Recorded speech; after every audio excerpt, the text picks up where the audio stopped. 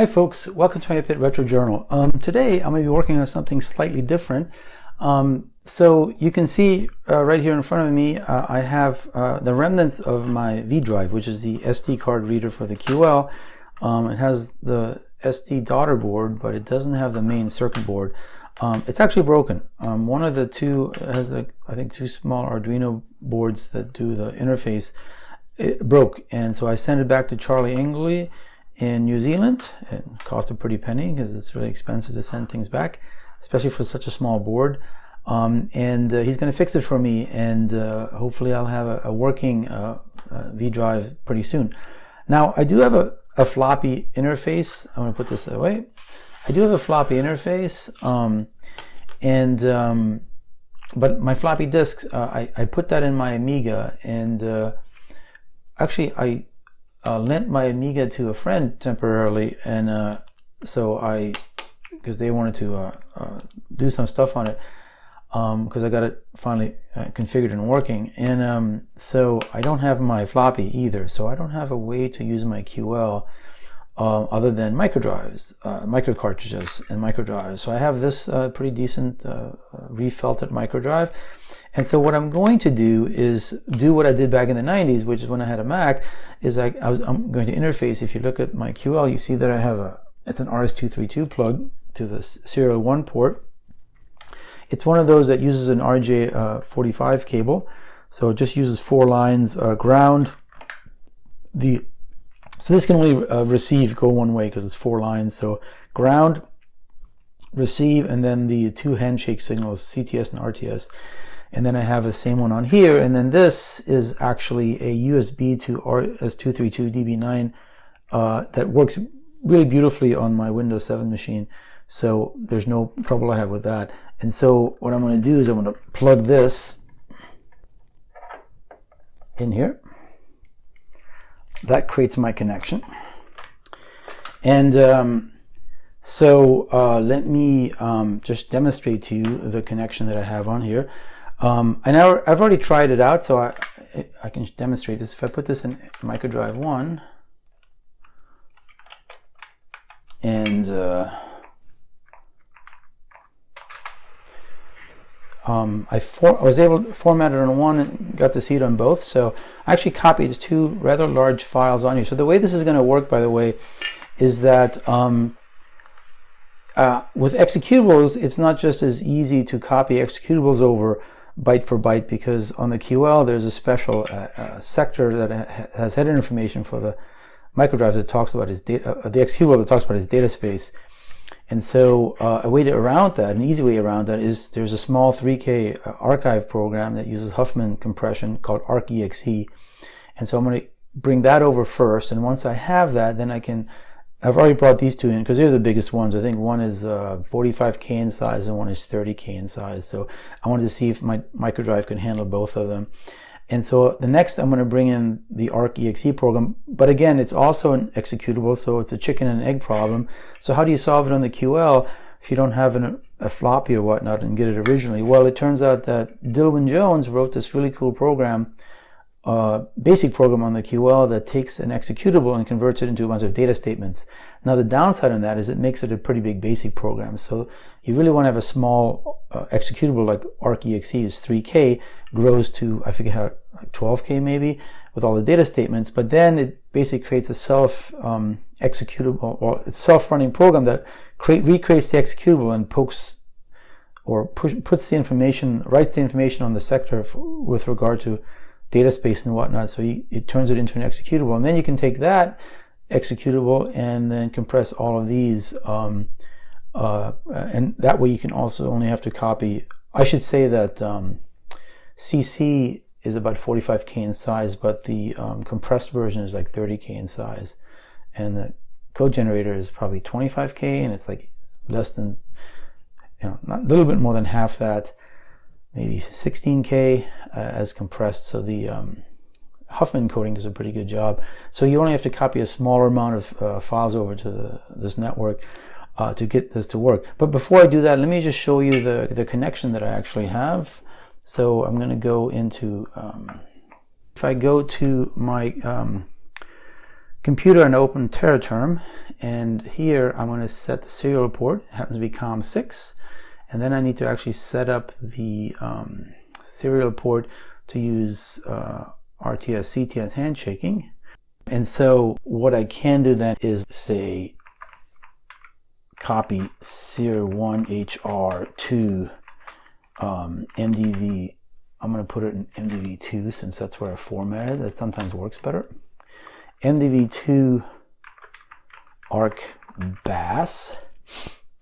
So I'm going to start that up, and then I'm going to, as you hear that, I'm going to go back to my Windows machine, and here I can send the file, and arc.bass is what I want to send. Now before I do anything, I'm going to hit binary. I'm going to wait till it finishes writing the header on here. Okay, it stopped, so now I'm going to go and say back to the computer and say open, and you can hear that back to the computer, it's going, and it's about 70% done, at least transferring the bytes, and it's using flow control, so nothing's getting lost. So on the computer it finally finished, and here it's still going, but it just takes a little bit longer to get the information loaded, but once it is, yeah, so there is the fun and the joy of there we go. So now if I hit control, it's going to close the file and flush the buffer that they didn't get before. So again, it takes a little bit more time. So there is a little bit of nervousness, because if this thing starts spinning for, so this was a really good, but if it spins for a long time, then you're kind of worried. So now if I do a MDV2, ta-da, so arc bass is there. So now if I L run MDV2, actually let me just load it. Load MDV2 arc bass, and that will load it into memory, and it's just a basic program. And then I'm going to delete arc bass. I don't need to, but I'm going to sort of keep the minimal amount of information on the microdrive as possible. So I'm going to load this, and this is going to and notice that it's not hitting the microdrive because it's actually cached it into memory too. So again, the file caching, I did a separate video, and this is really powerful in the QL. But if I do this, you'll see that it's a basic program. And now so I'm going to delete MDV2 arc bass. There's no reason to have it, and then I'm going to run it.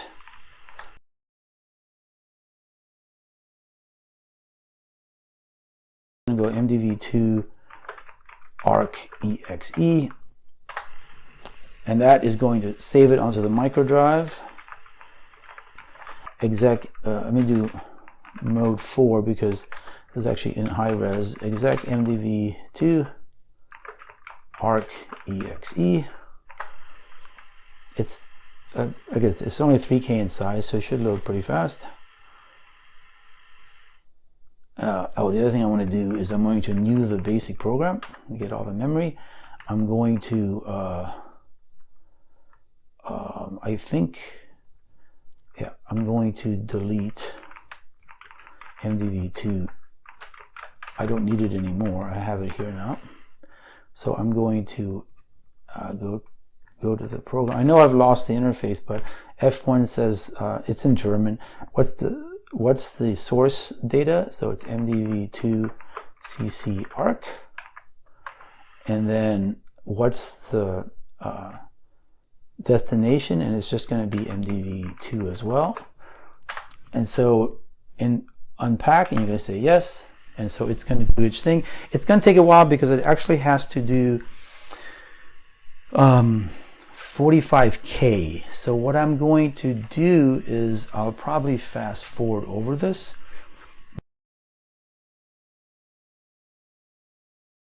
Look at that, it literally was able to finish. So that means I got a good, and again, I can use multitasking here. It's still finishing the write, so it's not quite done, but yep. So I got my CC program on. Yeah, look at that. So I have, so what I'm going to do is I'm going to skip ahead and do the code generator, and then also bring over, you can see that I'm actually getting really close. I was actually supposed to delete arc.exe, which I forgot to do, but I'm going to do the code generator next, and I'm going to bring over QED and do that. So I have to do it in stages because my Microdrive is kind of almost filled. So I'm going to get rid of both CC and CC arc and arc.exe. That'll give me more memory. And then I'll bring in the code generator, QED. Well, I'll extract the code generator next, get rid of CG arc, and then I'll bring in the QED arc, extract that, and then hopefully Microdrive is big enough for me to do all that stuff. So yeah, I'm going to skip ahead on that. So let me do that. Okay, it actually successfully extracted the second one, and so still no bad sectors. That's always good to see. And now I can delete MDV2 CG arc. I'm going to wait till it stops spinning just to be safe. Delete that.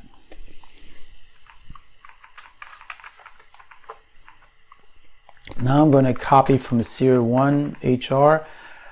Again, I'm actually going to go, I still have my program open up here.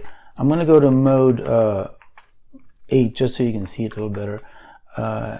It's a little bit shimmery up here, but I'm going to go copy SEER1HR to MDV to QED arc.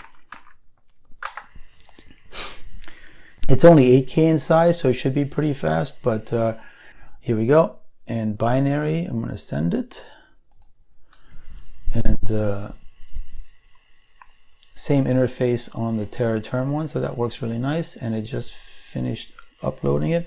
So again, it'll buffer it on the QL side. I've not tried to send a big enough file to where TerraTerm actually would have to pause. So it's actually, QL is doing a nice job buffering it in its memory. And the flow control, so that was really fast. That was nice. All right, so I'm going to go back to mode only because the arc.exe works. It just doesn't look right when you're in low res mode. So again, start, and I want MDV to QED arc and MDV2, and then once I do this, I will not need my QED program, so I'm going to quit it, and then I just need to copy simply 3 files over, and then maybe write my first hello world program and just show you that indeed you can build up a software library. Now I did something similar on my Amiga. If you saw, there was a really cool program to show you how you could build floppies given WinUAE and ADF files, because I ran into this problem. And look, it's already finished. So this was a really small program, and I'm actually this time going to exit arc.exe because I don't believe I need it anymore. Oops.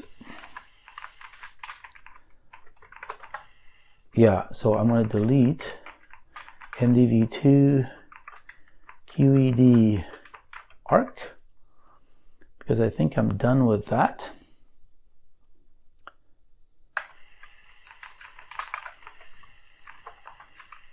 I'm going to quit my, so escape quits that.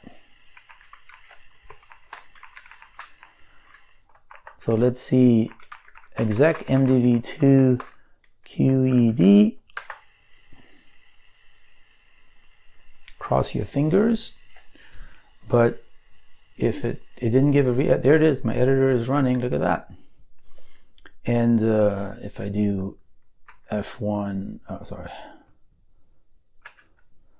F1, oh, you gotta do this first, and then create a new file, and then you can do F1, F3Q, quits it.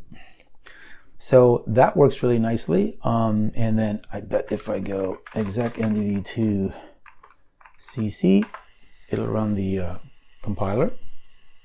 So I still need 3 helper files, otherwise the compiler can't run. And that'll be the stdio mcobj, which are really small, and then stdlib. I think what I'm going to do, just to show you that yeah, so it does run, and if it's just not going to compile anything. So I got my executables working. I'm going to move this to mdv1 just because I like to sometimes switch drives. Now this is I'm going to leave this time in this mode. I'm going to go sear. Well, let's actually go back to mode 8. I'm going to go copy sear1 hr to mdv1. Oops.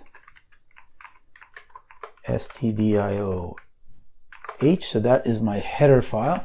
It's very small. So on the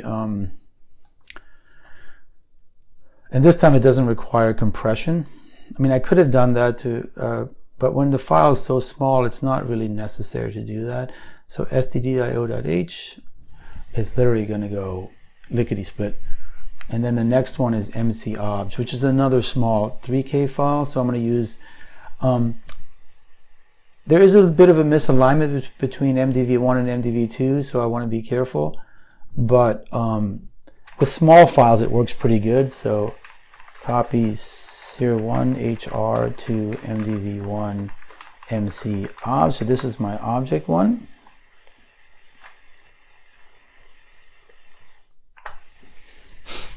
And then finally, I'm going to switch drives again for the last one, which is stdlib, which is 14K in size, so it's a little bigger. But and that's the last of them.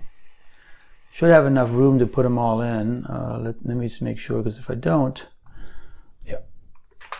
But so far, again, no bad sectors. You know, it has a good. I used an old cassette's felt, and it's working really well. Now they will wear out, but again, it's freshly formatted, so I don't expect it. So your mdv1.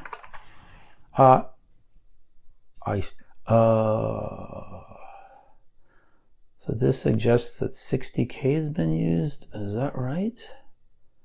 I don't know if that's right or not. Let me put this back on here. Oh, I know what the problem is. So the problem is, let's see what we got here. Oops.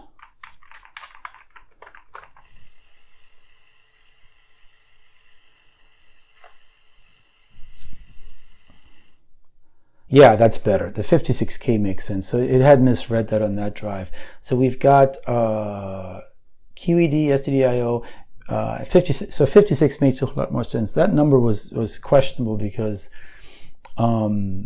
it should have read higher. There is an issue when you're switching the same microdrive between the two, because it uses a random number and it doesn't actually know if anything has changed. Okay, so the last one is going to be copy sear1 hr to mdv2 std lib.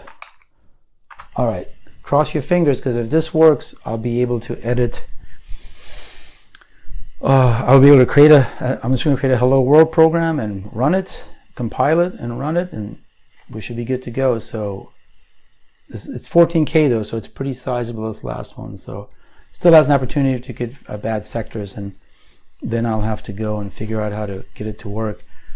But hopefully this 14K file will do a good job. And it just finished on the Terra term side. Let's see how efficient it can run here. And again, the first thing I'm going to do once it finishes, I'm going to open up my editor, write a quick program. Oh, look. Woo! So far, all of them have copied well. So I'm just going to go.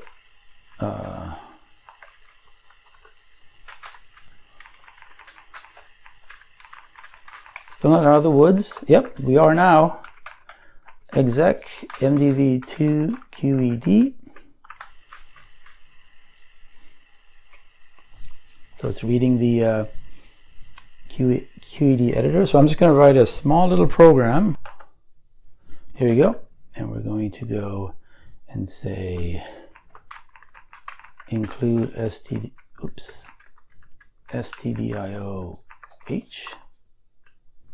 Yeah, it has this weird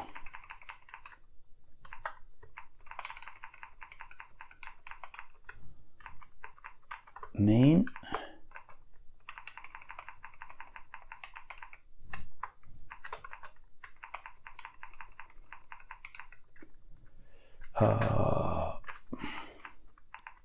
Oops. Printf.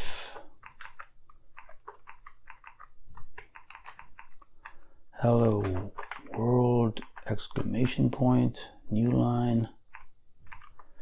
Oops, n. Semicolon.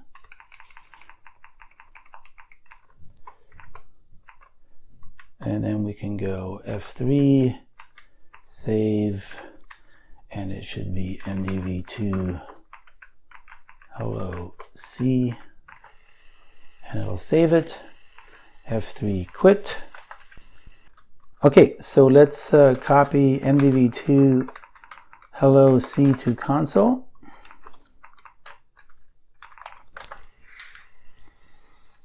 Yep, that's the program that we wrote. So now let's execute mdv2 cc. Now we know that should work because we already ran it one time right after we, it's one of the ones we tried, right?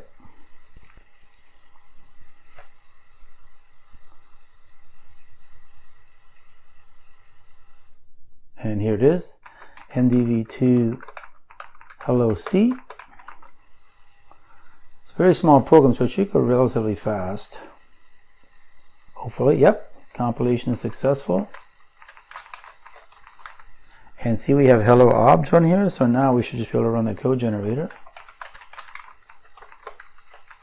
I'm going to wait usually till this finishes.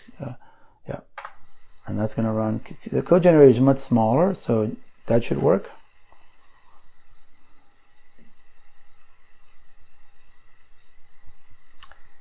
All right. And we're going to go mdv. Actually, we don't even have to say that because mdv2 is. So we can just say hello the object, hello the final program, and no command shell, command line. And yeah, let's see if this actually works.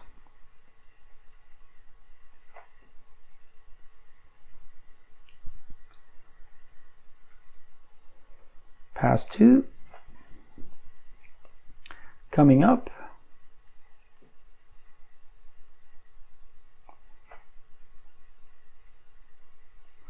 So in pass 1 it reads stdlib, and then in pass 2 I think it's when it integrates with mcobj. So if either one of those files is corrupt, it won't work, but it actually worked. Look at that. mdv2. We now have an object file. I'm actually going to show you through ICE that finished running, because it's still closing the file and everything. So through ICE we should be able to it's going to do that, and this should show us all of our executables. And let's see what it gives us. Yep, there it is. So we have CC, CG, QED, and then the new one is hello. If I run it, yeah, that wasn't very exciting. Oops. If I type exec mdv2, let's do mode 4. Sorry, mode for the 8 color mode. 8 and clear screen, mdv2 hello, and there it is, program terminated, hello world. So microdrives, you can actually do work with them in 2022, and they actually work. So yeah, Would rather have my vDrive back, but I'm able to do some compilation. I wanted to show you how this transfer worked.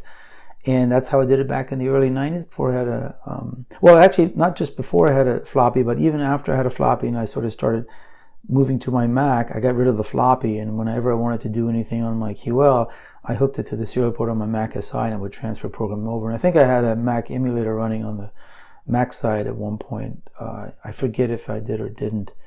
But so I did something similar than what I'm doing now. In any case, I'm going to end here. Thanks for joining me, and I hope you enjoyed this little trip down memory lane using Microdrives. And I'll see you next time.